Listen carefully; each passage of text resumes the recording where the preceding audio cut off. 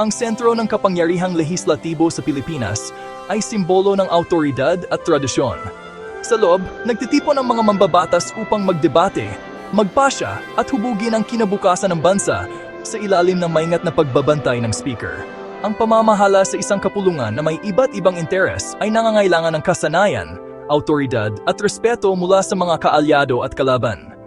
Si Martin Romualdez, isang figura na matagal ng impluensya, ay namuno sa kapulungan sa gitna ng magulong at matagumpay na panahon. Noong Hulyo 28, 2025, formal na muling nahalal si Martin Romualdez bilang House Speaker na nakakuha ng 269 na boto mula sa mga mambabatas. Walang nakaharap na kalaban si Romualdez sa labanan para sa pagka-speaker at nanalo siya sa posisyon ng walang kalaban. Isang manifesto na sumusuporta sa pagka-speaker ni Romualdez ang kumalat buwan bago ang botohan na nagtatayo ng momentum at suporta. Sa bisperas ng pagbukas ng Kongreso, ang suporta ay lumago mula 278 hanggang 293 na mambabatas na kumakatawan sa 93% ng kapulungan. Si Martin Romualdez ay pinsan ni Pangulong Ferdinand Marcos Jr. at malalim ang kanilang ugnayan ng pamilya sa politika ng Pilipinas.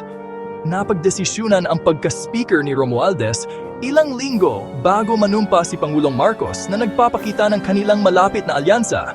Ang alyansa sa pagitan ng sangay ng ehekutibo at lehislatibo ay nagsiguro ng maayos na koordinasyon at pinagsama-samang kapangyarihan. Ang mga dinastiyang pampolitika, tulad ng mga Marcos at Romualdez, ay nagtatag ng matibay na kuta sa mga pangunahing rehiyon ng Pilipinas. Ang mga haligi mula sa ilang partidong pampolitika sa ilalim ng Supermajority Coalition ay formal na nagbuo ng kanilang alyansa sa Kamara na muling nagpapatibay ng matinding suporta para sa Lakas CMM at nangangakong susuportahan ang legislative agenda ni Marcos at si Romualdez 2025.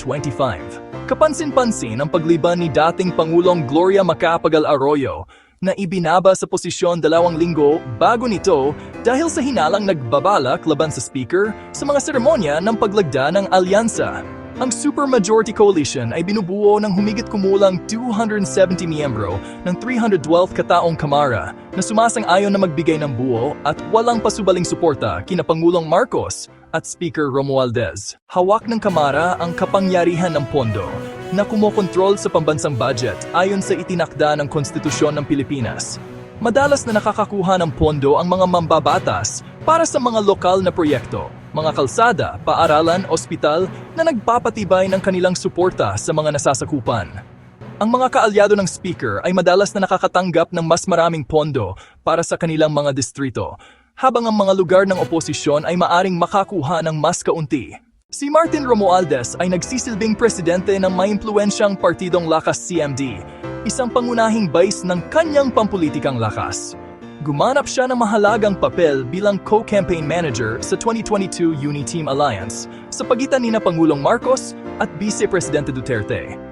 Kilala si Romualdez bilang isang mahusay na tagabuo ng koalisyon na nag-ugnay sa mga pagkakaiba at nakikipagnegosasyon ng mga alyansa sa iba't ibang partido. Sa ilalim ni Speaker Romualdez, binuo ng Kamara ang lubhang popular na Quad Committee upang imbestigahan ang mga pangunahing kontrobersya. Ang mga pagdinig na ito ay dinumog ng tao at malawak na naitampok sa media na nagpapakita ng popularidad ng komite sa publiko. Kitang-kita ang pamumuno ni Romualdez habang ginagabayan niya ang gawaing lehislatibo at ang mga mataas na profile na investigasyon. Bagamat tinatamasa ng Kamara ang tiwala ng nakararami, ikatlong bahagi lamang ng mga Pilipino ang nagsasabing nagtitiwala sila kay Speaker Romualdez ng personal. Ang kaibahan na ito ay nagpapakita ng paradox ng kapangyarihan. Kinokontrol ni Romualdez ang institusyon, ngunit nahihirapan siyang makuha ang tiwala ng publiko. Ang pamuno ni Romualdez ay nagpapatuloy sa pamamagitan ng isang natatanging formula: koneksyon sa pamilya, isang supermajority, kontrol sa pondo, at pagbuo ng koalisyon. Sa huli natili ang upuan-upuan ng kapangyarihan, naghihintay sa susunod na aangkin ng awtoridad nito.